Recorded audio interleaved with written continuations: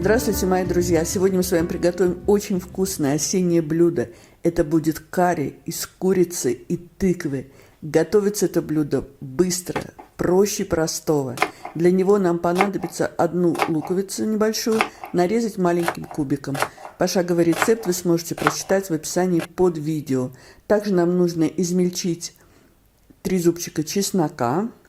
В сковородку мы наливаем 3 столовые ложки растительного масла.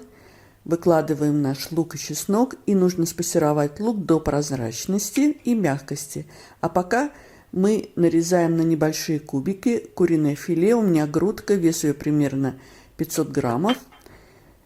Друзья мои, если вам нравится видео, ставьте лайк, это поможет продвижению видео, его увидит большее количество зрителей. Лук стал мягким, прозрачным, добавляем 3 чайные ложки порошка карри и чайную ложку кориандра молотого. 1-2 минуты все прогреваем и выкладываем наши на кубики нарезанное куриное филе. 5 минут обжариваем на небольшом огне, периодически все перемешиваем. Также нам понадобится кусочек тыквы. У меня кусочек 400 грамм, я его поочистила от кожуры и тоже на небольшие кубики нарезала.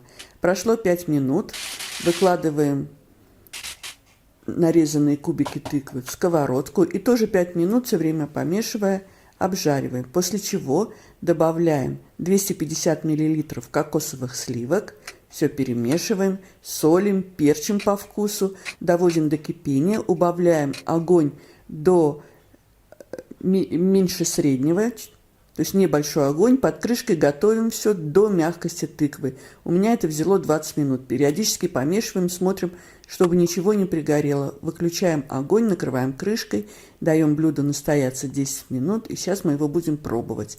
Подавать такой карри очень хорошо с отварным рисом. И прямо в тарелку можно посыпать карри, мелко нарезанной зеленью кинзы. Ну что, пробуем наш осенний карри. Друзья мои, как это нежно! Приготовьте это быстро, просто и очень-очень вкусно.